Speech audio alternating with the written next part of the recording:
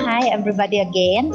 I would not take longer your time because we are very happy to have our presenter, Professor Paloma Martin, with us. I would like to introduce her a little bit because it's an honor to have her here. She's a behavior scientist who was educated at University of Guyana, Harvard University, and the University of West Indies, St. Augustine. Her area is specialization in social and behavior changes, especially how communicate and cultural aspects of life are implicated in change. Recently, she has opened up a new era of research in social media and changes as well as restrictive health behavior. She has written and edited more than 10 books in addition to publishing in several academic journals. So it's great that you are with us now, and I would like to give you a floor, and we are looking forward to your presentation. Maybe there, yeah? Well, it's great. And she's talking about resilience and wellness with period of hyper-distraction. Good morning, that's it. Good morning, everyone. My apologies for being a little late this morning. I was traveling, I only came back in late last night. And the traffic was not so good to me today. But I'm happy to be here. Sorry to have missed most of the conference. And as the moderator has indicated, I am a behavioral scientist, a social psychologist actually. And so today I wanted to address some of the key concepts that we hear bandied around, especially given the COVID and emerging out of COVID period that we are having, because many people are talking about resilience. And I want us to be able to kind of map that onto what we actually need to do about it. It would be remiss of me not to thank Dr. Hoban and the team from Columbia University for including UG into this project and asking me to speak today. And of course, Professor Cummings and our team on the UG side for their work and the hard work that they have put in on this second conference and on the project.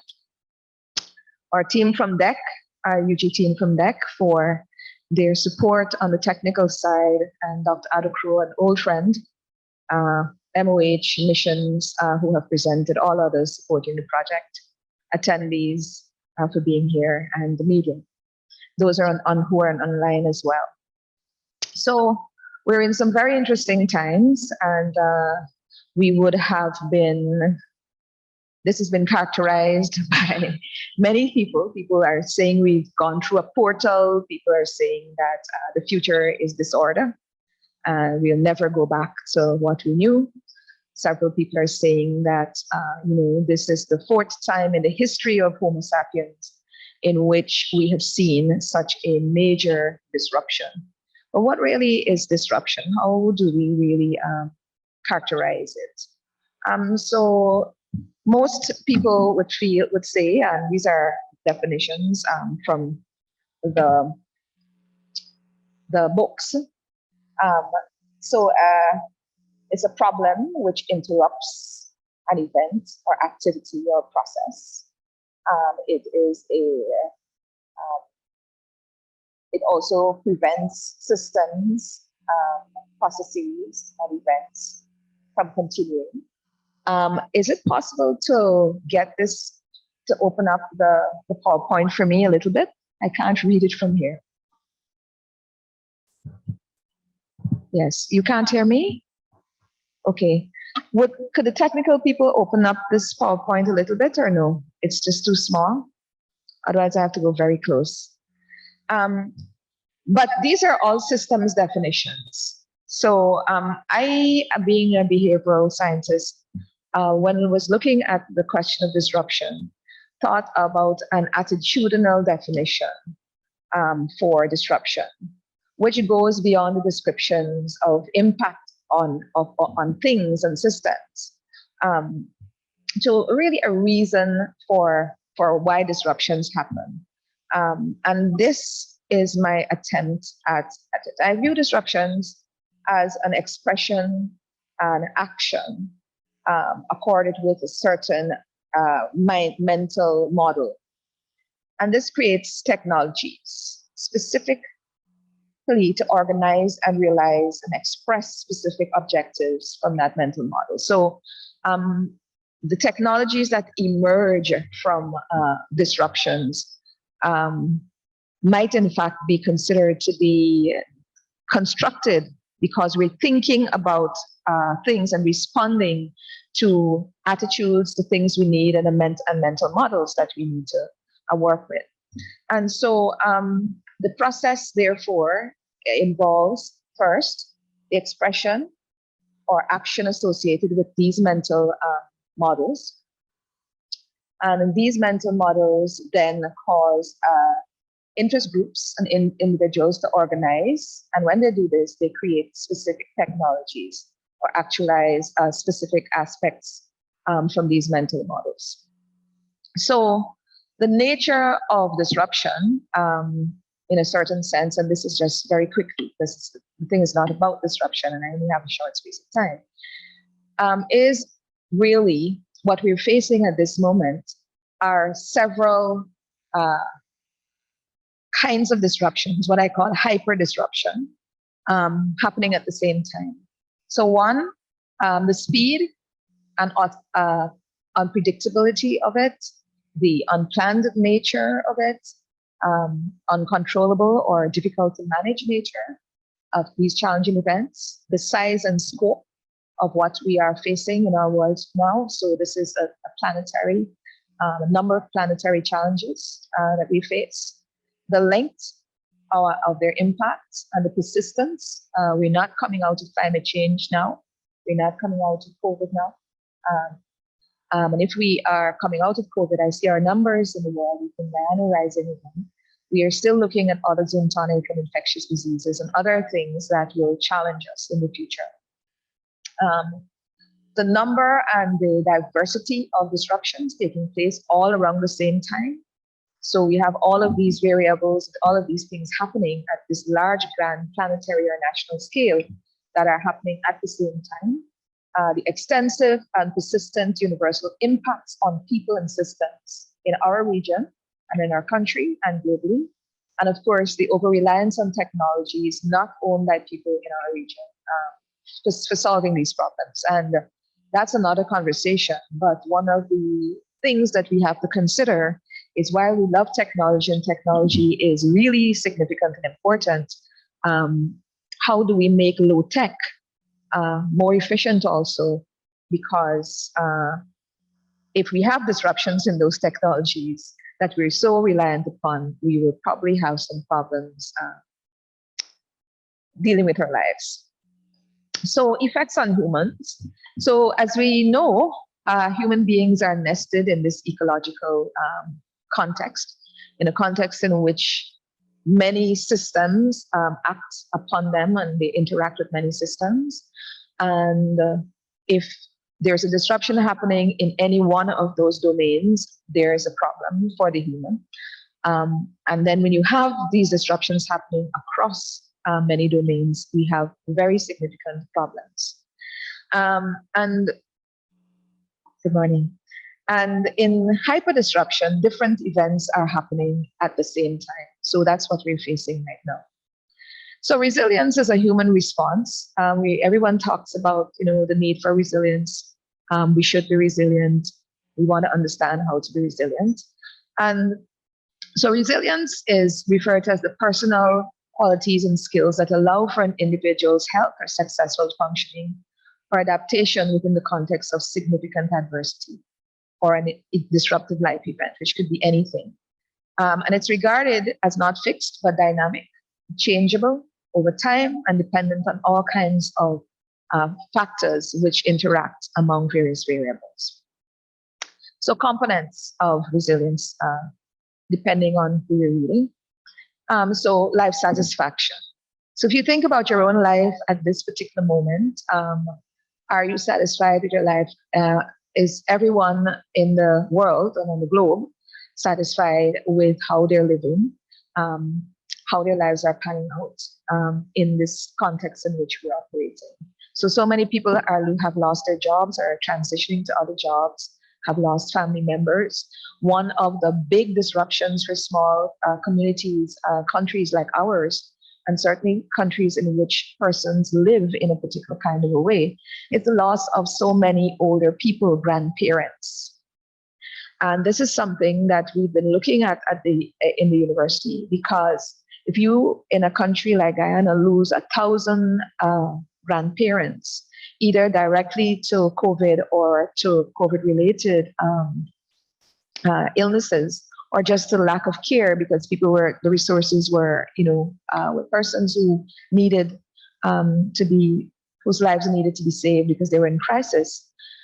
In our communities, grandparents actually are the ones who transfer the values, who take children to school, who are the caregivers, who are the ones who are helping with homework, and all those. They are basically the primary, in a certain sense, for many extended families, the primary caregivers in the context of our country in many regards. And so the loss of that, many of them during this period, is going to have a very significant long-term effect on children, their behaviors, and the kind of values that we're able to deal with. And of course, the stressors on the children themselves and the parents who now have to find ways of plugging this gap that the grandparents and others were fixing. So this is one thing we need to keep our eye on. So life satisfaction, don't know where we are with that. Optimism, do we believe that there's a future that is hopeful? Is there a place for us in that future? Is there a way, can we see a pathway in the future for our being able to realize our potential and to actualize what we want? We have to be able to have some kind of positive effect, feelings about what we're doing, who we're interacting with, how we're progressing, and so on. And then we have to feel like we are able to make a difference, and we are able to actually overcome and resolve any problems that we are facing, either by ourselves or that we have access to the opportunities, the capacity, and others to help us to do this. And then, of course, self-esteem. How do we feel about our own selves? Are we, our locus of controls is external, internal? How do we feel about our ability to affect things about us and about our own selves? And then the last one, which I've starred, just because I am a social psychologist, strong social support. What has happened in the last 2.5 years, very radically, is a fracturing of social support in a certain sense, or a restructuring of how social support is actually given or can be given. And this, I think, is something that we have to consider very seriously when we are thinking about how to respond to wellness. So a couple of years ago, when I was still teaching, because I'm now vice chancellor, I can't teach anymore, though I'd love to. But when I was teaching, I did some supervisory work. I had PhD students as well as master's students who I did supervise. And one of those students worked on suicide. And she was able to map for the first time the records from the Georgetown Public Hospital that were handwritten. She was able to digitize them, put them in a database, and so we could analyze what the reasons were that were given by persons who had attempted to take their lives.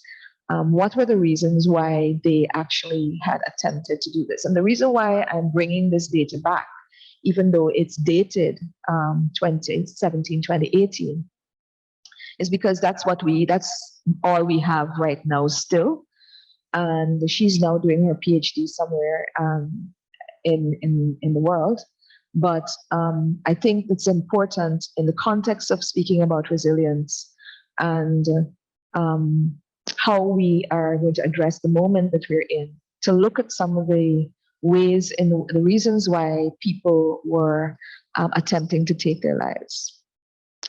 And if you see the spikes on this, I'm sorry, this is not bigger, but used to being able to open up my screen and point, but again, over-reliance on technology, right? So we just do it the old way. I'm going to speak to it. So if you notice the spikes in the graph, all of those areas where those spikes are have to do with interpersonal problems. These are teenagers who are dealing with their sexuality, persons who are dealing with extended families, so they're not able to make decisions about their lives and to have agency. Persons who have had interpersonal problems, so they're in violent and domestically challenging contexts with partners. Persons who are living with in-laws who are exerting tremendous constraints upon their ability to make personal decisions and really interfering with their relationships, their romantic and other relationships. Young people who want to make certain decisions but can't make those decisions because they are subject to parents and elder people. Many of the shorter bars that you see are ones that deal with alcoholism, people who are struggling with different types of mental illness, and so on.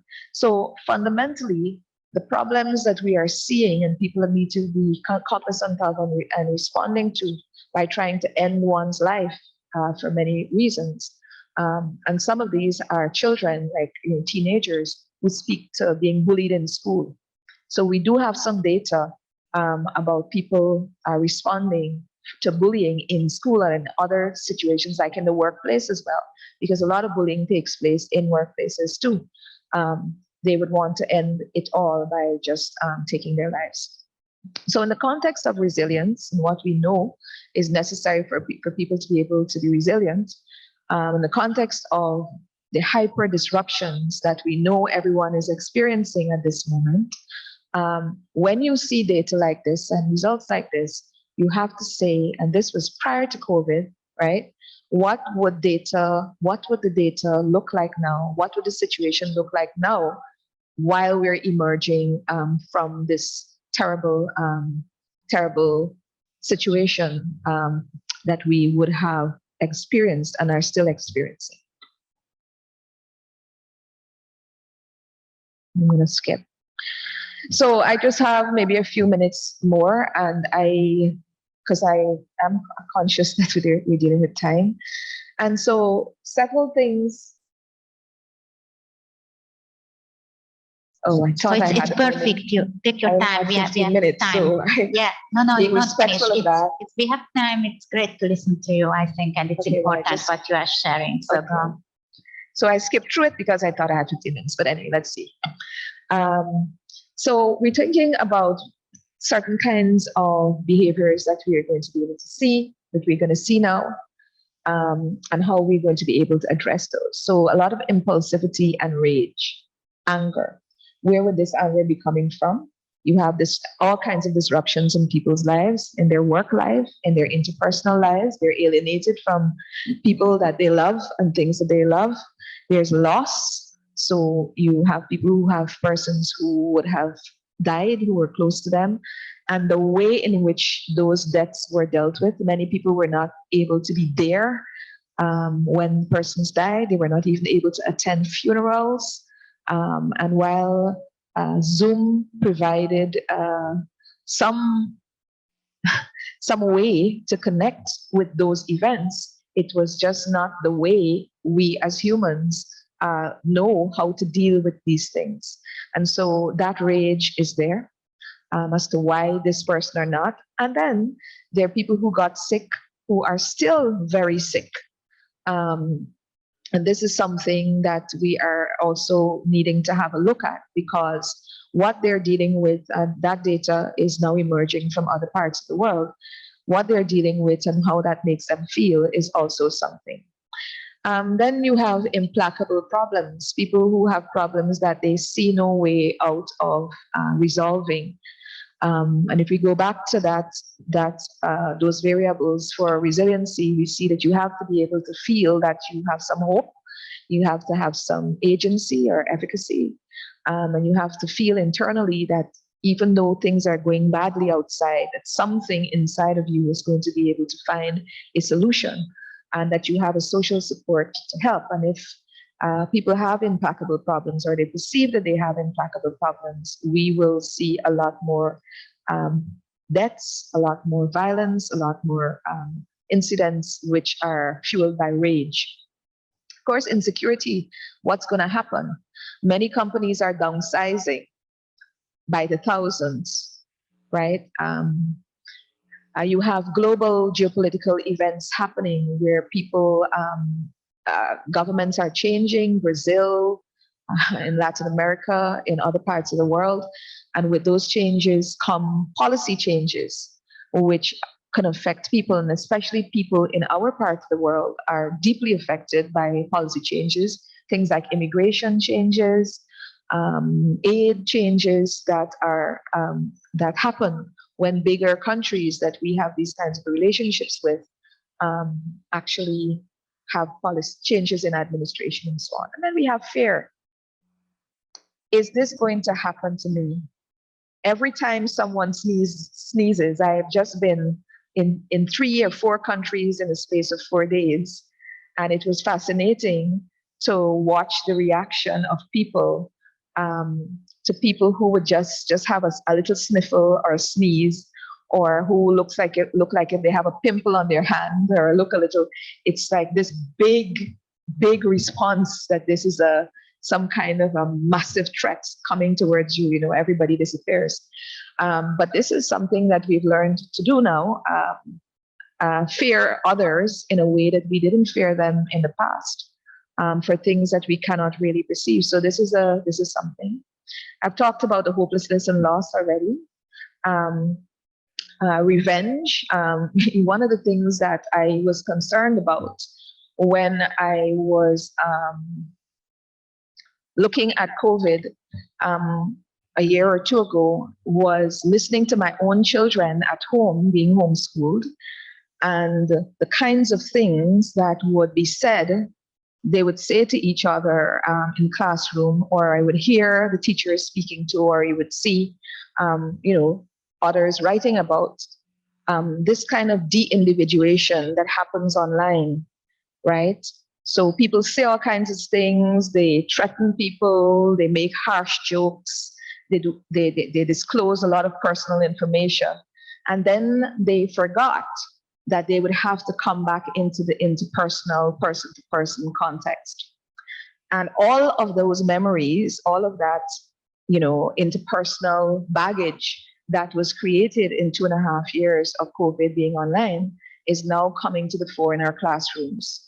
And you're going to see a lot of this, these microaggressions, not even microaggressions, sometimes just outright, violence happening in these contexts. And we as persons who are concerned about wellness and mental wellness, we have to start to design programs and to look to these contexts as a means of kind of stabilizing our country and our people, and helping people to move through this, because a lot of times they don't understand what is driving their own behavior, right? And certainly our teachers and others in these schools have not really been able to think about it in the kind of a way that we can, as researchers and academics and practitioners, can think about it. So this is a very, very, very serious thing. And this idea of granning, this is a very Guyanese term. So for those who are looking at this and wondering what's granning, it is a term that we use as, like grandstanding, kind of, bad talk and this attitude. That's what it means. So failure. Are we going to fail at the new things that we're attempting to do? Because there's a lot of new stuff that we have had to learn to do, and we're still having to learn to do. This is stressful in and of itself, but are we going to fail at this? And when people consider that they will fail at something, or if they fail at something several times, we know that it lessens their the chances of them trying again, depending on the response to the failure that they get. So if there's somebody who's there, or there's a context which says this is not a failure, this is a lesson that you learn, that's fine. But if it is that they're constantly trying on their own with no ability to understand what's happening and seeing no way of changing that outcome, then they'll try something else, or they'll give up. Masculinity. The construction of masculinity is a huge thing.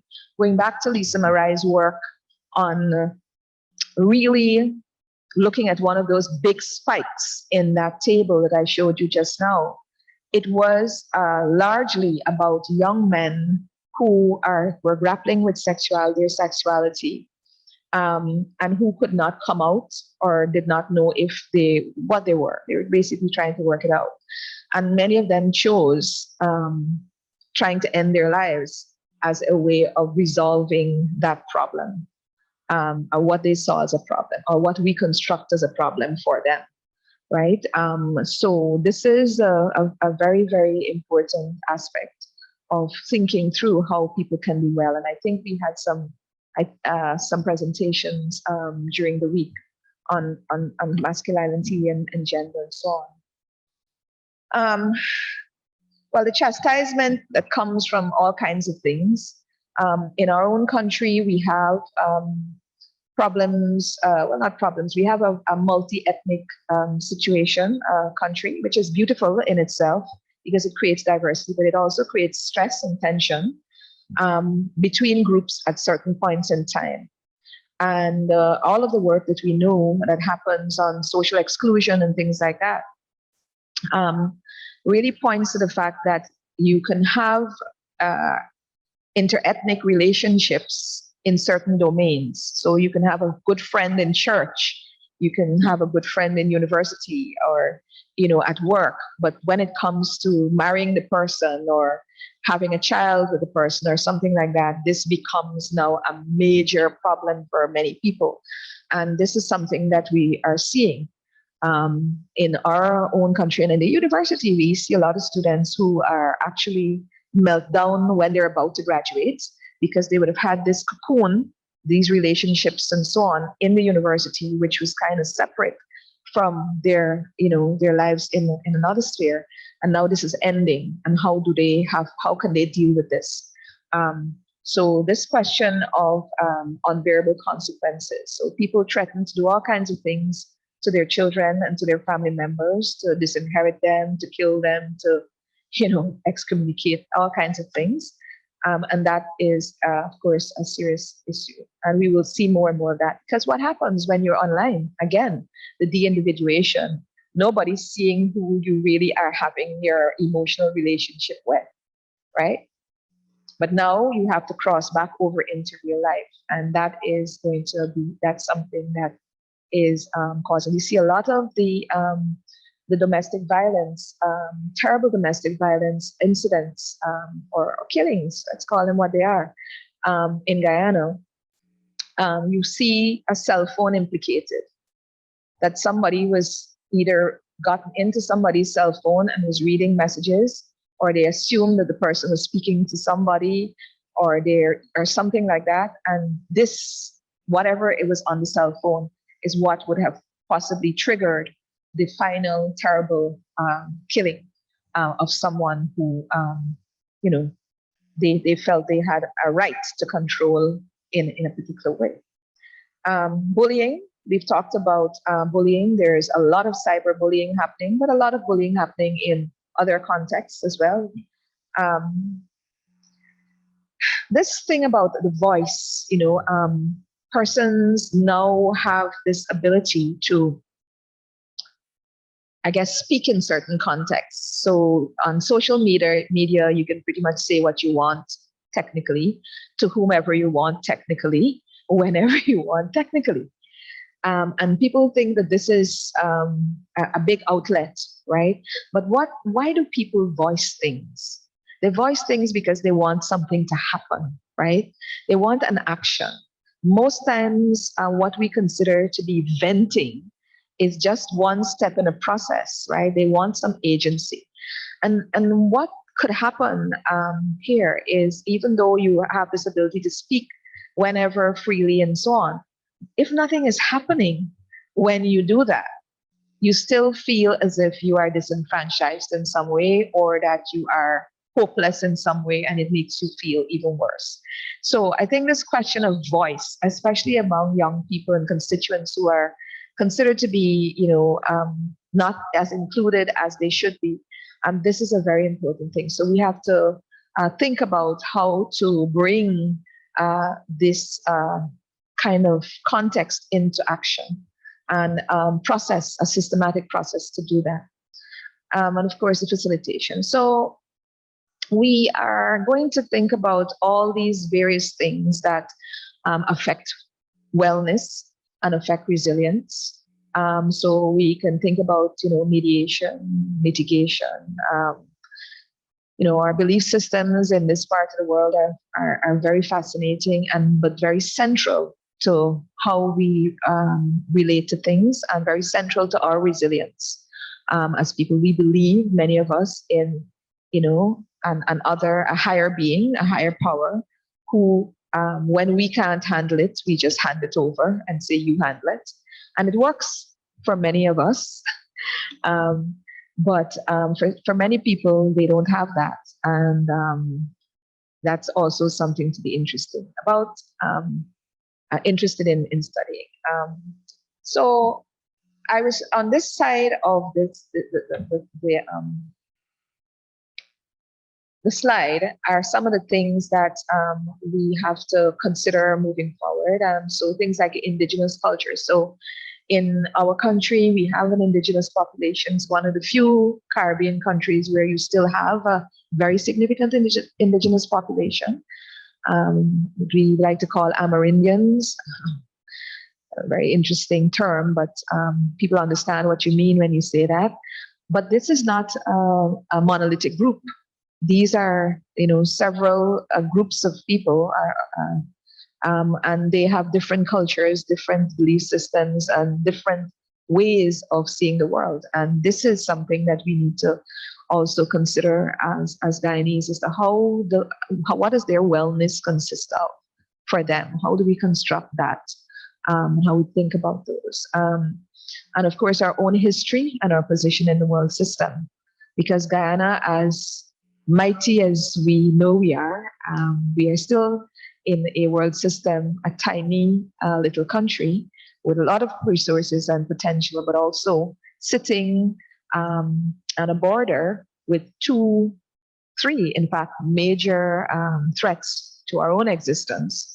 And this is something that historically we have lived with, but it's rearing its head again. So how does that affect general outcomes and general thinking about wellness and security in our own country?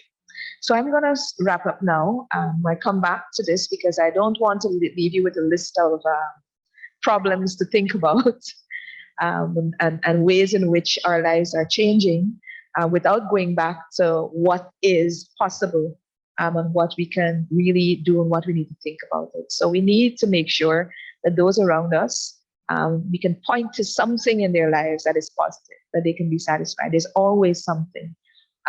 You just have to, listen very carefully and find it for them. Sense of optimism. They have to feel good about something or someone. They must feel as if they can do, they have the ability within themselves to make differences for themselves and for others. And yesterday I gave a keynote at a conference on disruptive leadership. And one of the things that I was talking about is how, when we are raising our children, we start to say to them, no, you can't do this, you shouldn't do this, from they are babies, right? And so when a person arrives at a point in their lives when we expect them to now be independent and autonomous and all of that, we have snuffed it out, right? From very early. And so one of the things that we really have to take away and do is, when we meet people when we're raising children, our nieces, nephews, anyone we're teaching, we know that there are dangers in the world, but we need to be able to say, okay, this is what you want to do. This is a safe way to do it. Or maybe not now, and here's why. Rather than saying no, no, no, no, no. I saw a cartoon one time in which the artist was saying the child believes his name is no because he's heard no so many times. So that's one of the things that we have to really consider in our culture, in our parenting, in our lives, with anyone. How can I help you to do this? How can you think about doing this in a way that is not going to be destructive? Or do you want to delay this? Or here's another way to do something rather than no, right? And so strong social support. We're all here as human beings. We're social beings as humans, and we can always lend a hand, a listening ear, make an accommodation for someone, to make them, know that there is a support system that we can that they can rely on.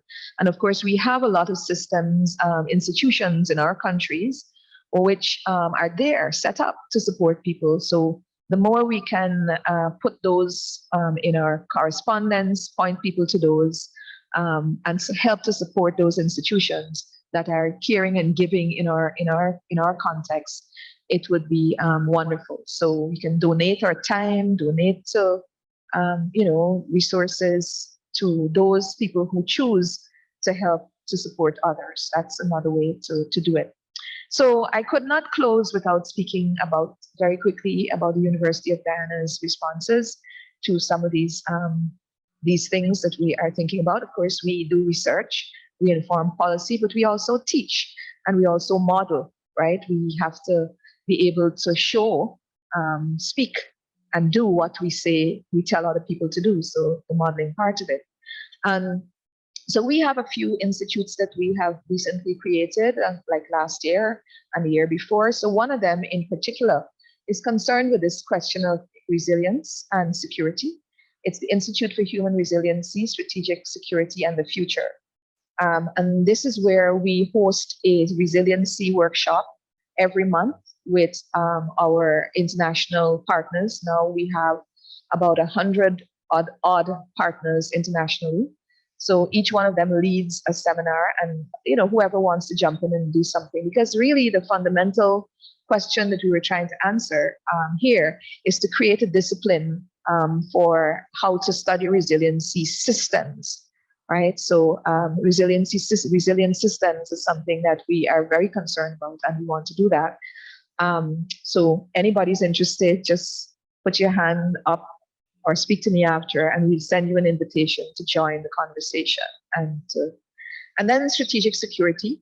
The UN's 4 planks that they're working on for the next couple of years, 10 years or so, has to do with also safety and security, right, in all its forms. So this institute also works on specific aspects of security.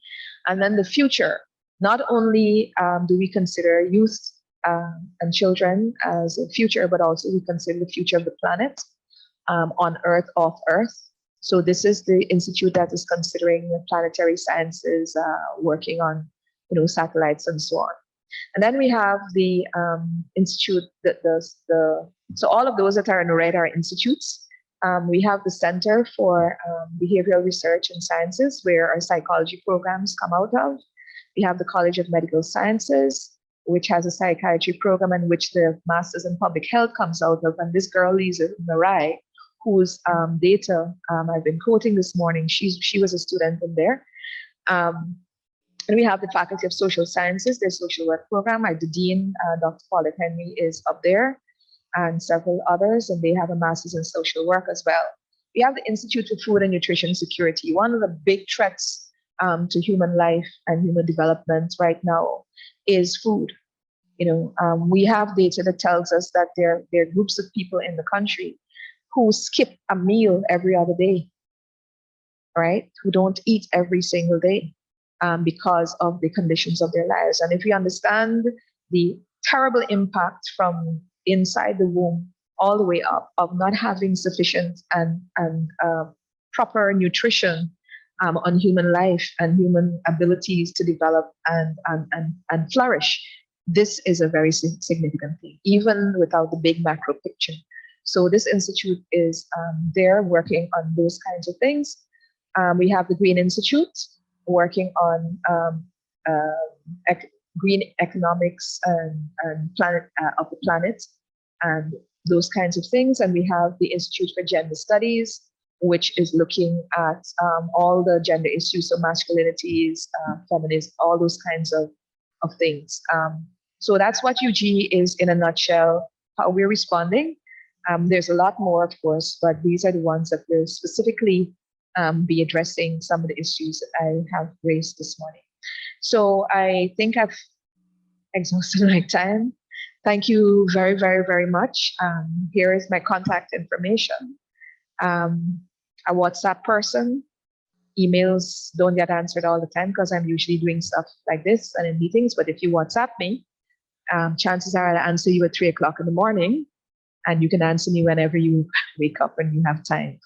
I am very thankful for the opportunity to do this. I hope I have given you some things to think about and placed this questions of resilience, wellness, and disruption in a particular context for you. And I'd be willing to take any questions that you have, should there be time. Thank you very much.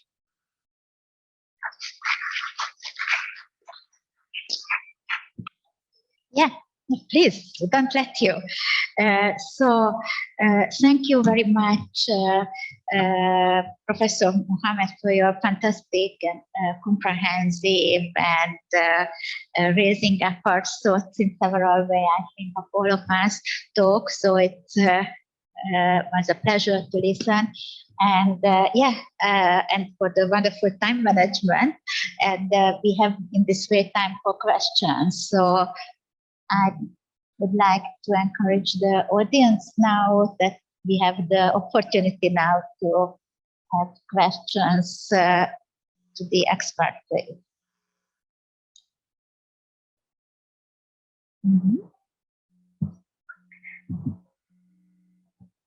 Yes, please. Okay. I was just going to say, have I done such a bad job?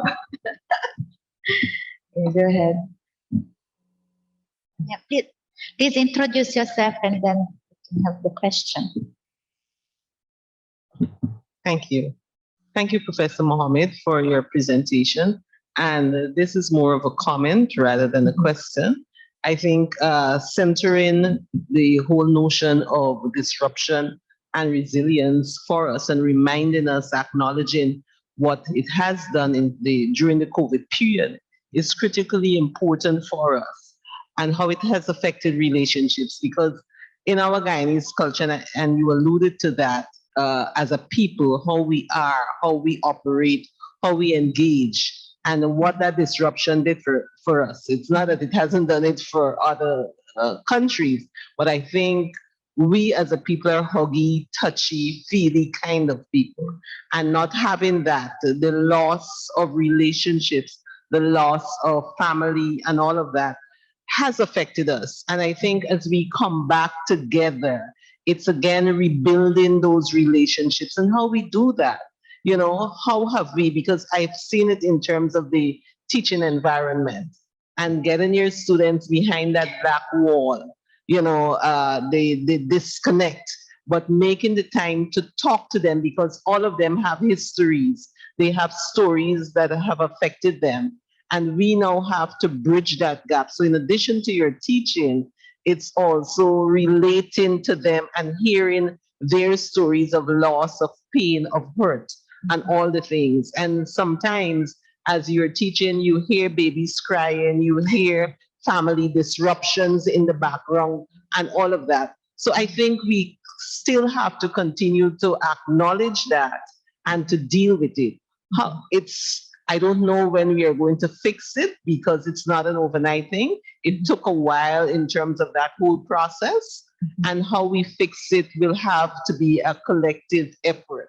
I was saying in our presentation yesterday that whatever we are doing in terms of mental health and wellness has to have an integrative approach. And you outlined what UG has been doing in terms of integration, in terms of all the programs that we have. And there many times, many of our programs have synergies across each other because all of it requires all of us, regardless of what the issue is. So I really want to say thank you for bringing this to the forefront and to say that COVID has not gone. You've talked about your travel, the experience of a sneeze, and that experience is real. So it is a process, and I'm not sure when we are going to come out of that process. But I want to acknowledge that it requires every hand on board, regardless of whether it is in the formal or informal institutions. Yeah. Thank you. Thank you for that comment. I just want to say, though, that while I used COVID as a kind of ground zero for analyzing what we are likely to see, because we have those experiences and we have data emerging, we have people looking at the context of the effects, right, that we're emerging from. I wanted to, when I spoke about hyper disruptions, I was also kind of, because I was rushing, I thought I had short space of time, kind of glossed over the aspect of climate change and environment, which is not going to go away tomorrow. Maybe COVID is we're going to find a way to manage that. And we are finding a way, right? But climate and environmental issues, which are going to affect us and have started, right? We have these extreme weather events. In our country, we have flooding. In many parts of the world, there's flooding, but there's also all of these the possibilities for what happens with dust, what's happening with the sun, what's happening with food, what's happening with loss of water, all these things that have to do with that kind of context.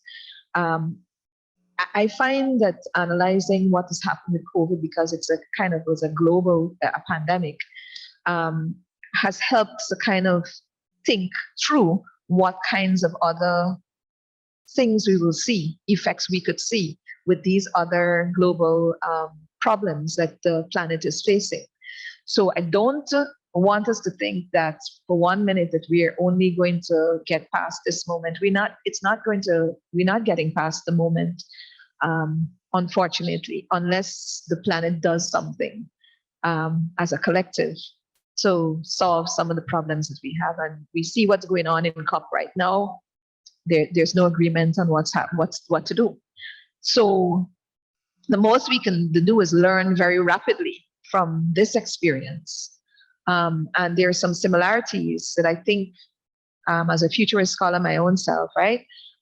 We are looking at, for instance, when you can't go outside because the environment externally is so hostile, right? You will have similar effects of isolation, etc., like we had in COVID. Because if it's too hot outside, if it's flooded outside, if you have, some kind of other kinds of environmental threats, you will have to kind of mimic the responses and use the same technologies, etc., that we've seen in COVID. In a certain sense, this might have been a dress rehearsal and I'm not a conspiracy theorist, and I'm not going there. I'm just saying, just look at the data about what's happening in the environment and how that's going to affect human beings and how they have to function and work.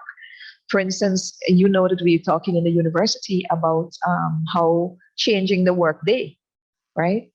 Kind of playing around with when people can come to work and when not, because it's so hot. By 11 o'clock in the day, you can't breathe outside and in some of the buildings, right? So you want a cooler to be able to work in cooler periods, or if you're going to work, you have to be able to work in a place in conditions that are healthy for you and comfortable. So this is conceptually what I'm talking about is a macro kind of thinking about all these various disruptive things that we are facing and are going to face as humans. So thank you for bringing me back to that and allowing me to kind of clarify a little bit on that. Thank you very much for the great comment, question, and the answer. So we have online question to you as well from our online participants, from Dr. Shaina from University Central Florida. And she just wrote to you that, that I appreciate hearing the research initiative. Is there any opportunity to collaborate on research side here from the University of Guyana? So this person would like to collaborate with you. Yeah. Oh, absolutely. Absolutely. One of the beautiful things about working like this, and one of the things that has come out of COVID, is this ability to work relatively cheaply across time, space, and to get to do things like this, where you have an online audience and you meet people, you hear things, kindred spirits, people are interested. Yes. So the short answer is yes. I have my contact information on the slide, and feel free to write me. And once you do, I'll put you in contact with whomever it is.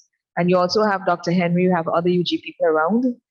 So if you don't find me, you can find anybody. But yes, we're always looking for collaborators, because the problems that we are facing are global problems, and they manifest themselves similarly, but differently also sometimes in different parts of the world. So any kind of collaboration that we have with serious researchers and people who are interested, we're happy to welcome them. Thank you. So then we can encourage other people as well. So okay. Okay. So any further question from the audience? Meanwhile, have you thought about it?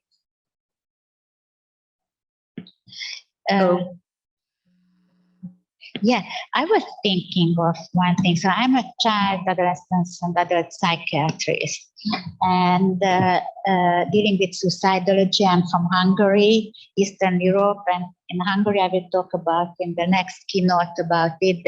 And you could hear in the conference before as well that we had before the political changes that happened in Hungary were until 1989, we were a communist country, and then it changed. And before, it was the highest suicide rate in Hungary in the world. And it was just a little bit higher than your suicide rate here. So that was 44 per 100,000 people, and you have 40 or 39. And now in Hungary, it's the half. So, but we are still very high in Europe. Now, I work in the field of suicide prevention with youth, and I was searching for a long time for risk factors. And then at the point I was really, I thought I would like to deal with resilience and with positive things. And I have exactly almost the same slide that you have, that factors which best predict an individual's ability to be resilient. And I exactly list the same, that life satisfaction, optimism, positive effects, self-efficacy, self-esteem. But my concern is, and I'm curious about your opinion, that as a psychiatrist or seeing patients, I see that if you get depressed, immediately, though you have good level before, the disease affects this phenomenon. And I understand that point, that it's not the same where we come from.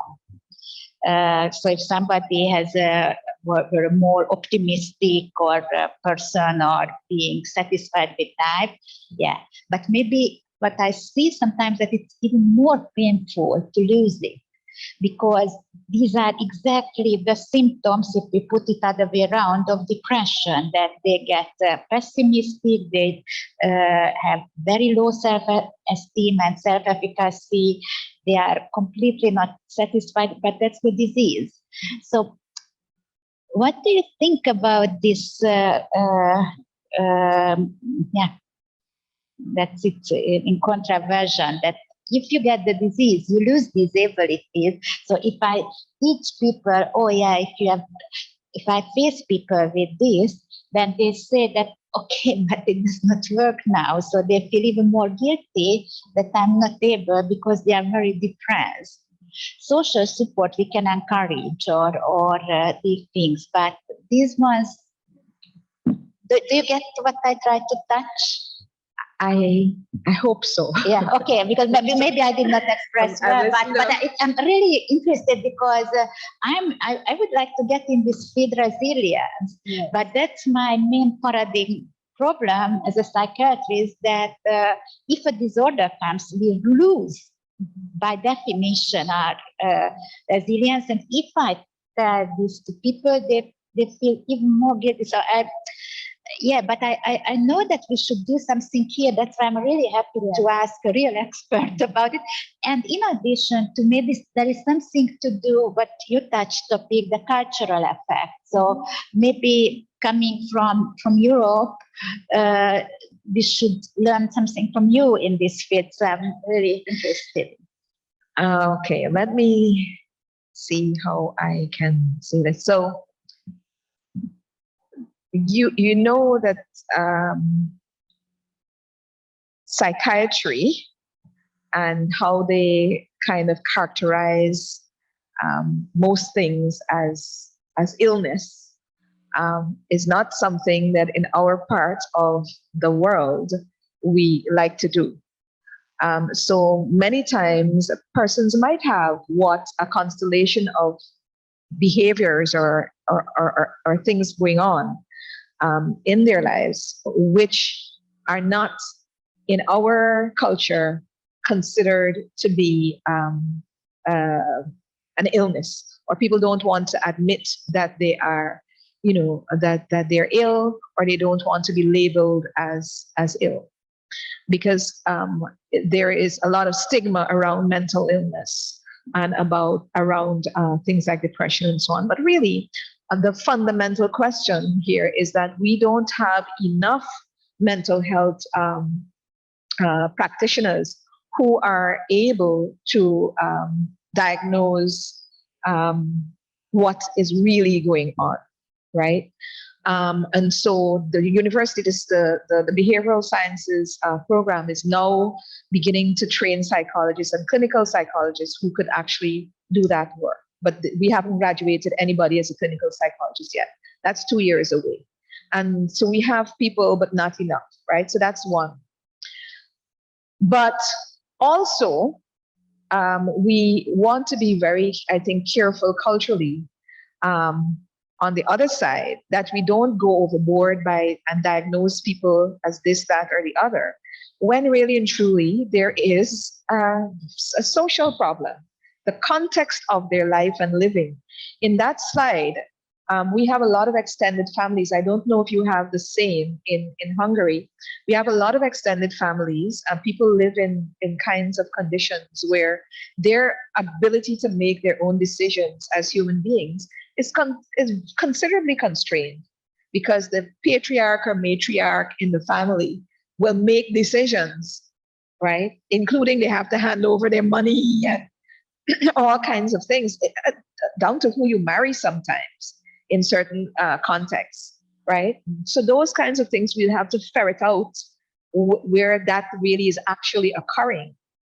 And if we remove the individual from that situation, because as a social psychologist, we believe in the power of the situation, right? If you can affect the situation or the context, most times you can affect what is happening if there is really not a disorder happening. So we have that possibility. So we have to do a lot more work in Guyana to really isolate what is a social problem, what is really happening to kind of alleviate those problems, not necessarily to change the culture, but maybe to educate people a little bit more, to help them, to give them some more agency, and also to acknowledge when there really is a mental problem, or if there is a psychological problem or behavioral problem or something else going on, where we could intervene from the position of psychiatry or medical psychology or something else, right? But to be quite honest, we don't have that nuanced response yet. We're working on it. But Romania has a lot more people. Like, what's your population in Romania? Your population? Like a few million people? We have 10 million people. Yeah. How many? 10. 10, right? We don't even have a million, right? So the question of stigma, the question of culture, the question of the social construct of our society and how we live, right, is very, very, very significant, I think, here. Yeah, it's very interesting what you're saying, because stigma is a very big problem in Hungary as well. Mm-hmm. And we were thinking about why was suicide rate so high in Hungary, and still very high, still the second in Europe, and the surrounding country has very different, much lower numbers. And we are a small country, even smaller than your country, but more people. Yeah, and maybe something to do with stigma there as well. So it's it's very interesting.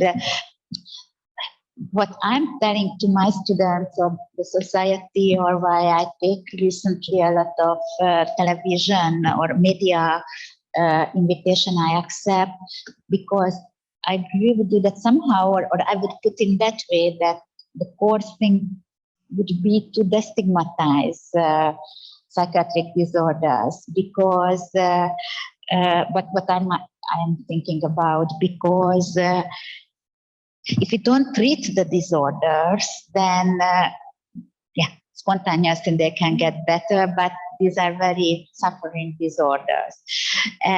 But I'm always telling that if we have a toothache, I don't know how is it here, nobody likes in Hungary to go to a dentist, but we go.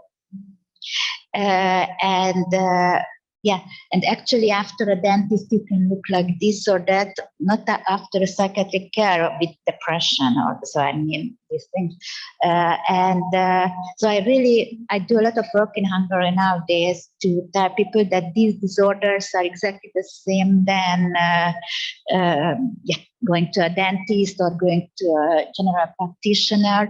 We have to, what I feel in Hungary, I was the president of the Hungarian Psychiatric Association in the last 2 years, that I found a very important job to destigmatize not only psychiatric disorders, but psychiatrists themselves as well. Yes. That we are the same medical doctors, because I don't know how you feel here, but and not because of my prestige or whatever, but to be able to help better to people, and to have more trust. It's very interesting that you are saying that you don't have psychologists, not at all, or we have some, but we don't have enough. We have psychiatrists too.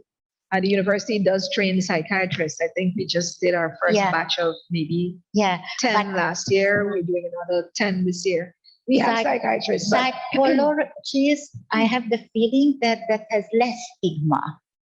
So people there in Hungary to go more to psychologists, it's not so bad. Or I don't know what is in the mind. So I teach in psychology department, and I find psychologists, I teach psychiatry to psychologists to know the diseases, and a lot of them can be treated. Depression, mild depression as well, with psychotherapy, and they have to recognize when they have to send it to doctors. And I feel sometimes that people really trust more to them, and it's okay. Just they have to give the right information, and then if they accept more, it's a very interesting question. And I love the idea. That's why I started with that. That I came to that part, though I really find important to tell people when they have teach people when they have psychiatric disorders. At the same time, I feel very important to get focus on resilience. So it doesn't matter that just not instead what I instead of psychiatric disorders, but the combination, and to learn from these things from you, what you do. That I think it's crucial, because then it's yeah. But I just want to go back to Lisa's slide, right? Lisa's work, because she mapped the cards of patients who had tried to take their lives for over, I think, 7 or 8 years from the Georgetown Hospital. And so we are seeing, right, what reasons they are giving to the doctors for a long period of time. And those, to my mind, and what I found very interesting was that the reasons that were given were not